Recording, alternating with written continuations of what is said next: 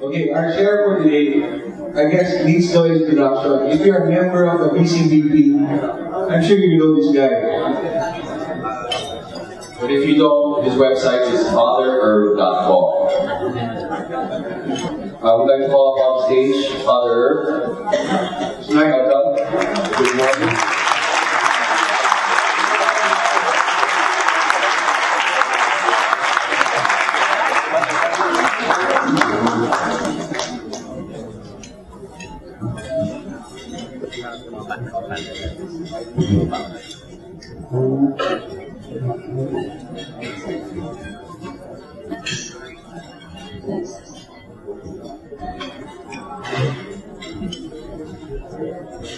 Good morning and Happy New Year to all of you. What I want to do this morning is to share with you one of the greatest blessings that the Lord has given to me in my life. But before I do so, I have to give you a little bit of background. You see, I'm like a tree that has been twice uprooted and twice transplanted. In 1950-51, when I was 15, my family immigrated from Germany to the United States.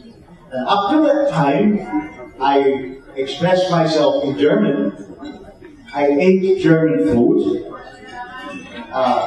My friends laughed at my jokes. We read the same books and the same movies and saw the same movies. But now in New York, I had to learn to express myself in English and try to make new friends. And these new friends did not laugh at my jokes. And when I mentioned books and movies I had seen, I got a blank stare. But they read comic books, and they knew all about Mickey Mouse and Donald Duck. And they loved to eat peanut butter and jelly sandwiches.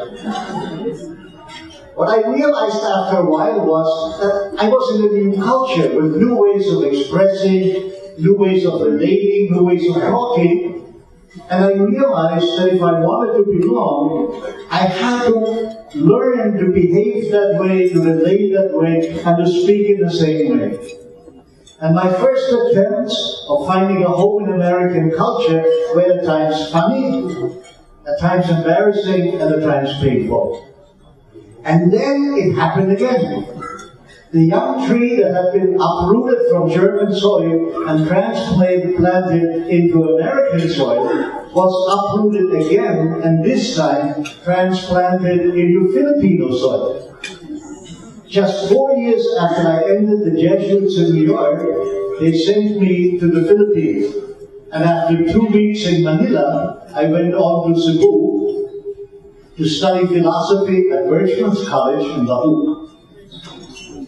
And this time, the impact of being in a new culture with different behavior patterns, different ways of talking, and different ways of relating was immediate. It was like being doused with a pail of water.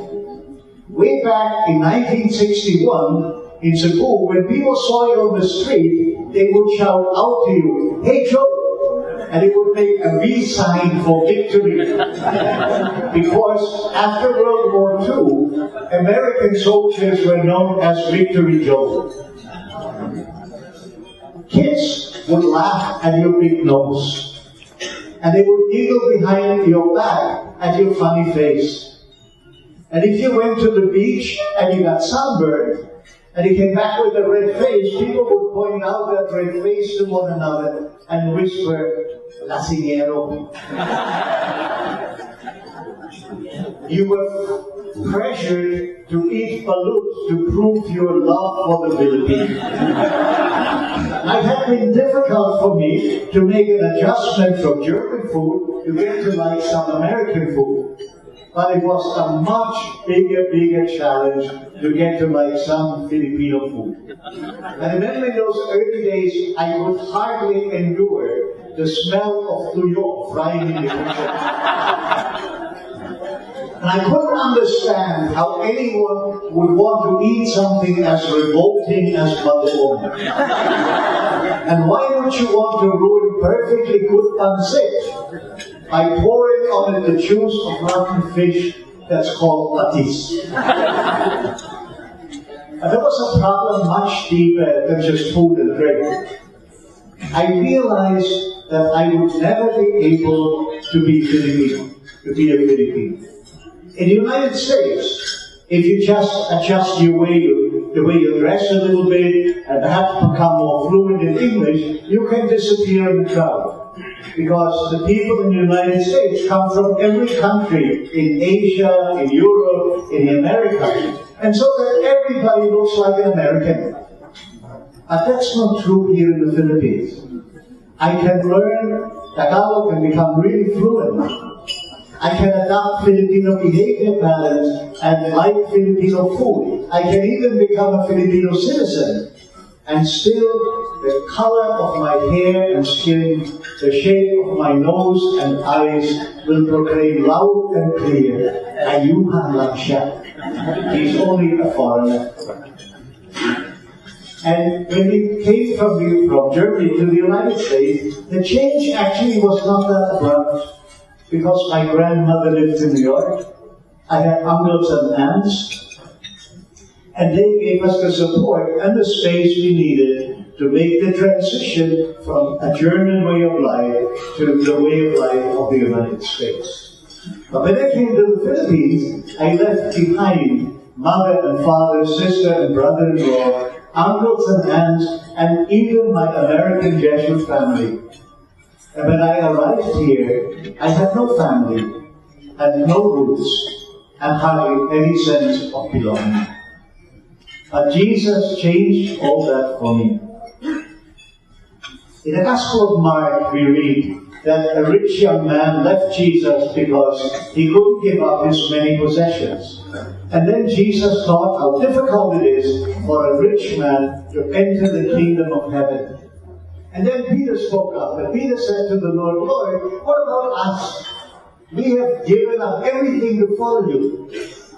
And Jesus said to him, truly I tell you, there is no one who has given up houses and brothers and sisters and mothers and fathers and children and fields for my sake and for the sake of the gospel, who will not receive 100-fold.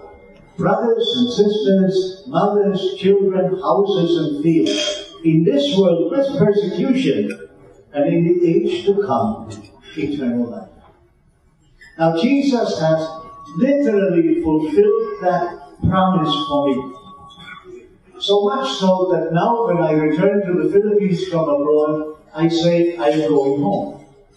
I have been able to put roots deep down in Filipino soil.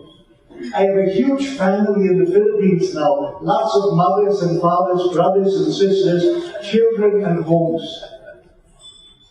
And I want to share with you now how that great and wonderful blessing of the Lord came about.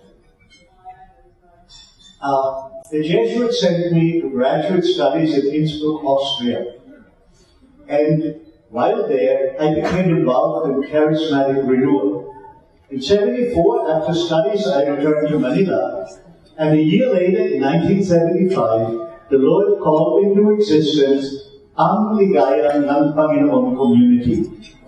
And He spoke in prophecy to the people who would become the community, saying, you have decided to be community.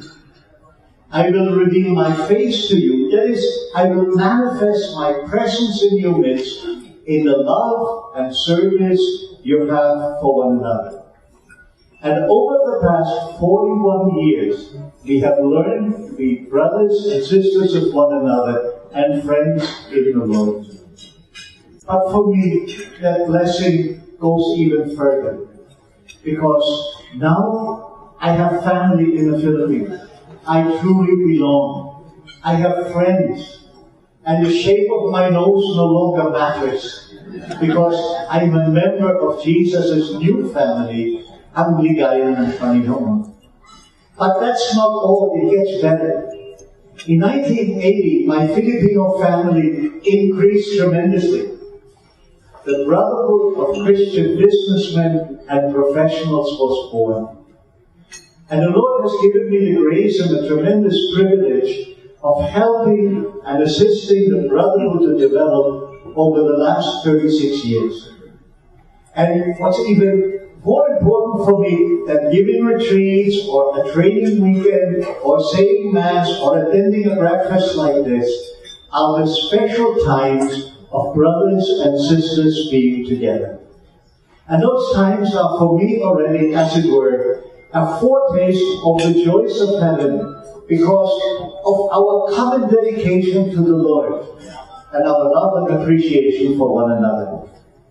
I look back, for example, with gratitude and with great joy to the early days of the BCBP, when the overall leadership team headed by Larry de la Lazada would come periodically to my office at the Ateneo at Loyola School of Theology, bringing food and drink. And I can only describe our gatherings with Psalm 133 verse 1, where it says, "Behold how good and pleasant it is for brothers to dwell in unity." And what stands out for me, because only the men came together in those early days, and what stands out for me is the camaraderie we experienced because of our common love for the Lord and our dedication to the BCBP. Today, I experience the love of brothers and sisters in the name of a Bible group that calls itself Herpologists. And in a group of senior leaders, the Illuminati, that come together periodically for food and talk at the veranda of the house of Mami and Reggie Jimenez in Tagaytay. And of course, neither the Ligaya ng Panginoon nor the Brotherhood of Christian Businessmen and Professionals is about food and drink and having a good time. But it's all about being God's true family. It's all about being brothers and sisters of one another and as disciples to do the mission of the Lord. The BCBP now has truly become my family. And I turn to my BCB brothers and sisters when I need something the way I would turn to a blood brother or to my sister. In fact, last end of September, beginning of October, I was discovered to have serious anemia, possibly due to internal bleeding. That was a frightening experience because those symptoms could point to cancer. In fact, the doctor I consulted at the Medical City Hospital wouldn't even let me go home, but made me check in immediately. But of course, I needed some clothes and toiletries, and so I called a brother of my BCBP family, who quite literally dropped everything and went to Loyola House of Studies where I lived, on the campus of the Ateneo de Manila, and the Jesuit opened my room and brought me what I needed. And what at first filled my heart with fear, changed it into a heart filled with peace and confidence in the Lord because of the love of brothers and sisters surrounding me and standing by me. Jesus said that those who have left brothers and sisters and so forth would receive 100-fold. I have today far more than 100 brothers and sisters for the sister I left behind in the United States. And I have far more than 100 homes where I am welcome in place of the home back in Long Island. And like I said before already, the BCBP is truly my family, is truly my home. And my BCBP brothers and sisters laugh at my corny jokes. And we love Filipino food. And yes, I love bagoong and I like patis. Okay? But I still don't like balut. I don't like Korean. And especially, I don't like abalaya. But it doesn't matter. Because in the BCBP, we give one another space and room to be who we are. In addition to my Jesuit work, the Lord has given me the great privilege of standing over the years, shoulder to shoulder, with so many generous and dedicated disciples of the Lord. And the family I had before in Germany and then in the United States has been replaced by the BCBP and the Island Aminom. And my BCBP family today is in every city in the Philippines. It's in Singapore, it's in Jakarta, in Bangkok, in Hong Kong, in California, Chicago, New York, Toronto, and in many other places in North America. And wherever I go, I'm welcomed by my brothers and sisters. And wherever you find the BCBP, you find the people in love with the Lord and who want to bring the life and love of Jesus to everyone. And we do that by the example of our life, by the love and service we have for one another and for everyone the Lord brings into our midst. I want to end this sharing now by thanking each and every one of you in the BCBP, not only for the example of your faithfulness and loyalty to the Lord, but for allowing me to be a part of our worldwide BCBP family and mission. Thank you very much.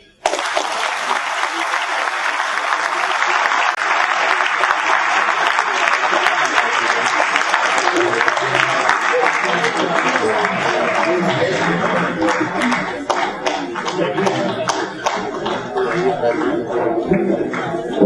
you.